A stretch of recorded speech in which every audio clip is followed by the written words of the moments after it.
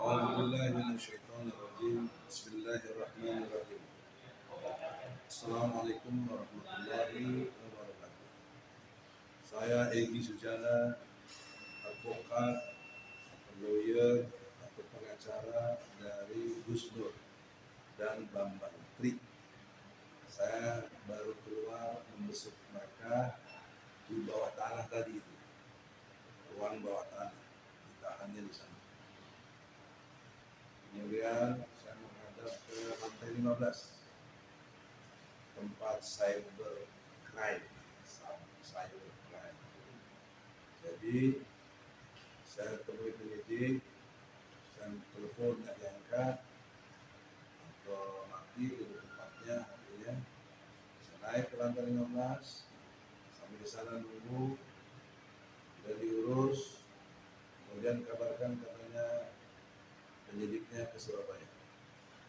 Kan penyidik tidak satu, saya lihat di surat itu kan banyak 40-an. Itu satu pun nggak ada yang bisa nemuin kita. Nah, ini perhatian buat Kapolri, Kapolreskrim, Propam, gitu. Nah, kinerjanya begitu.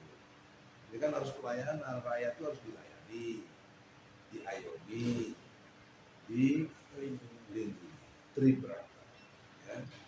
Juga presisi dari Pak Kapolri yang luar biasa, bagus. Tapi kita di lapangan nggak nantinya kayak begini. Ketika juga besok, hak untuk bicara sama istri lewat telepon nggak bisa, karena telepon harus disimpan. Saya bilang pakai handphone saya nggak boleh, sudah nggak bisa lagi. Itu sekarang hak ini perlu dipahami. Maka dalam kesempatan yang baik ini, saya akan ajukan surat resmi, tapi lebih baik juga lewat saya punya YouTube, ya, ada Instagram channel, ada People Power, ada Limbar Group dan lain sebagainya, untuk menyampaikan mudah-mudahan sampai ke Polri dan Polreskrim, juga LPSK. Karena ada dua hal yang ingin saya sampaikan. Yang pertama, sudi kiranya kasus Bambang Tri ini kan tentang ijazah palsu dan koridornya itu hukum perdata. Jadi sebenarnya nggak ada urusan dengan polisi sebenarnya, tapi tetap ditahan karena urusan lain, katanya penistaan agama. Agama yang mana? Bisa dijawab, Islam. Kalau Islam mau bahala, ya ada masalah, itu memang ajaran Islam. Jadi saya komplain untuk Bambang Tri ini dan Gus Dur, mestinya setidaknya ada penangguhan penahanan. Kalau saya ajukan penangguhan penahanan, sudi kiranya hak hukum yang dimiliki oleh tersangka ini diberikan oleh pihak kepolisian. Kalau taat pada KUHP, kita undang-undang hukum acara pidana. Karena menurut juga peraturan Mahkamah Agung nomor 1 tahun 56, adalah perkara perdata ada pidana, maka tolong perdata didahulukan. Pidana bisa dikesampingkan karena menyangkut hak kepemilikan, apakah tanah, apakah surat-surat, dan konteksnya dalam ijazah. Itu hak properti yang dimiliki oleh si Bambang Tri. Dia hasil penelitian, dia survei, dia bikin buku, itu milik dia. Jadi kenapa kau harus ditahan di polisi? Nah, harusnya peraturan Mahkamah Agung nomor 1 ini sangat bisa dijadikan dasar hukum untuk ini koridornya berdampak. Oleh karena itu, pertama saya akan ajukan tadi dan sekarang lewat YouTube ini, tolong Kapolri, Polreskrim, Propam dan siapa yang terkait di sini, kalau Sidik juga, ya, sudi kiranya dilakukan penangguhan penahanan. Ini akan, karena sudah lebih dari 1 kali 24 jam ditahan. Jadi sudah dianggap kalau pemeriksaan itu sudah memadai dan kita punya hak untuk ajukan ini. Yang kedua, kepada LPSK ini kan jadinya saksi dan sekaligus korban. Saya minta perlindungan saksi dan korban. LPSK, Lembaga Perlindungan Saksi dan Korban. Tolong perhatian, saya nggak tahu siapa ketuanya. Insya Allah sudah menyusul untuk disampaikan supaya ini di bawah perlindungan lembaga saksi dan korban, ya, karena menyangkut kaitannya ijazah seorang yang sangat berpengaruh, yaitu Presiden Jokowi.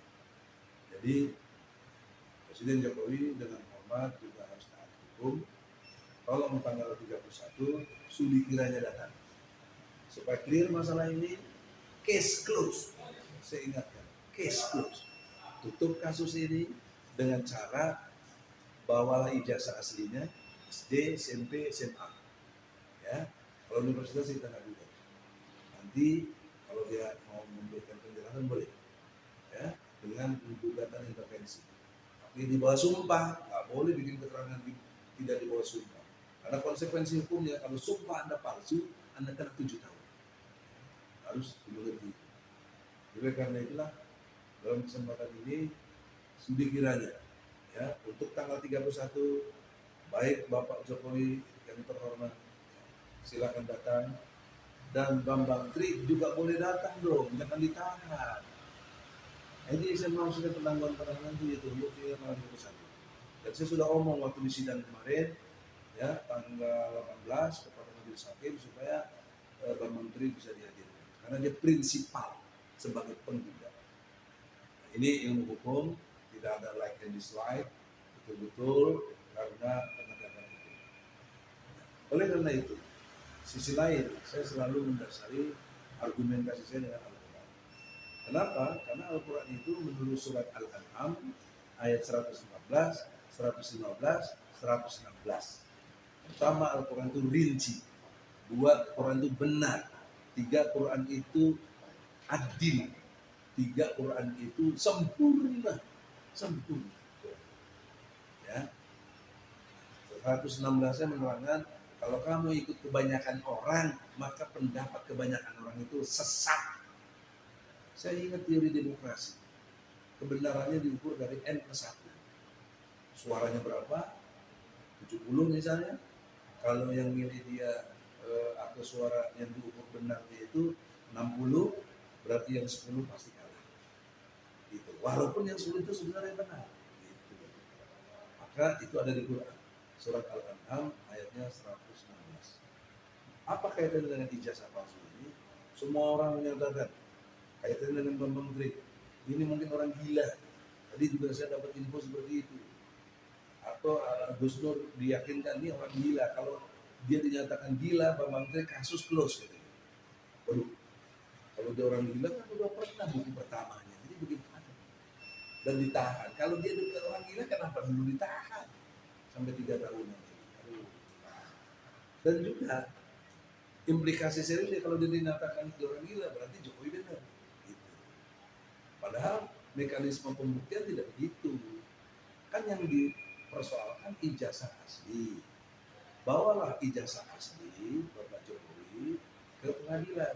Karena Bapak dia tidak sempat karena sibuk kepala negara yang luar biasa, boleh kasih kuasa, tapi tanda tangan basah. Jangan ada tanda tangannya. Kemarin dari kejaksaan bilang belum ada konfirmasi pemberian kuasa. Ya, kalaupun ada nanti substitusi. Bagaimana substitusi? Yang digugat siapa? Ya, jadi tolonglah mengerti hukum, jangan pura-pura tidak mengerti atau seperti ini. Sisi lain, saya masih punya keyakinan. Sisi lain, apa yang Jokowi lakukan itu benar, karena bisa jadi Jokowi punya ijazah asli. Yakin saya. Sisi lain, tapi keyakinan saya tidak punya nilai kalau Jokowi tidak datang ke pengadilan atau mau diwakili menjadi penjelasannya oleh yang mewakili. Nah, baru nanti di situ ada proses pembuktian, ya, setelah di cross check.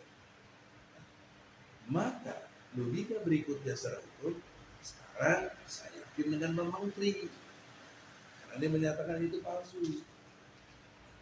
Dan Bambang Tri bahkan sudah ditangkap dan Bambang Tri sudah bikin buku. Kan sebenarnya gampang dibantah, bukunya dibantah nggak benar dan ijazah palsunya dibantah dengan ijazah asli. Case close, kasus tutup. Jokowi menang jika Jokowi mampu menghadirkan ijazah asli. Jadi saya tidak perlu Jokowi, saya tidak perlu Bambang Tri lagi, tapi dalam konteks pembuktian Bambang Tri sudah ajukan dalam bukunya ijazahnya palsu, dan yang belum Jokowi membawa ijazah asli. Jadi saya kira begitu ya. Jadi jangan terus dialirkan, ditekan klien kami jadi orang gila gitu. Itu nggak benar juga begitu.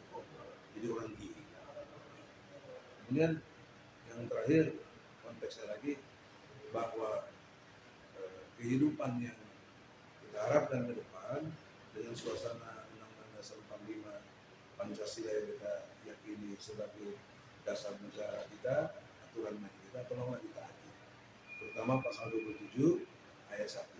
Setiap warga negara berkesamaan kedudukannya dalam pemerintahan dan hukum tanpa kecuali.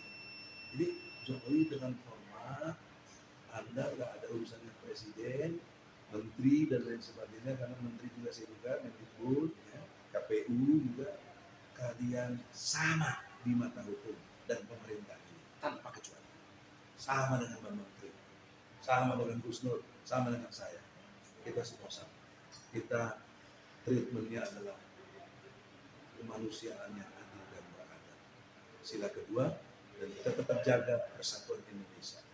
Semua ini yang saya lakukan demi Allah, demi Rasulullah, baik buat Jokowi. Ketika Jokowi juga memberikan ijazah asli, Bambang Tri yang enggak benar. Itu sekali lagi demikian. Sisi lain, kalau itu belum dilakukan atau minggu depan tidak dilakukan oleh Jokowi atau tidak mutus orang, ya, dengan hormat harus dihormati hukum. Berarti Bambang Tri yang benar. Dan untuk itulah kita gugat juga MPR, segeralah bersidang untuk memberhentikan presiden karena telah melanggar pasal 7A Undang-Undang Dasar 45. Setidak-tidaknya telah melakukan perbuatan tercela. Ijazah palsu kan tercela banget begitu, memalukan. Ya. Saya kira demikian. Semoga siapapun Anda, mau cebong, mau kampret, mau apa, tolong dengan hormat. Hormati hukum. Ya. Saya nggak ada urusan dengan bela sana bela sini. Saya nggak ada urusan dengan pecah belah bangsa. Saya mau menegakkan hukum. Ya. Saya pasti jaga bangsa ini. Tetap pemersatu bangsa. Karena saya juga punya partai pemersatu bangsa. Jadi nggak mungkin saya memecah belah bangsa. Semoga demikian. Semoga Allah ridho. Assalamualaikum warahmatullahi wabarakatuh.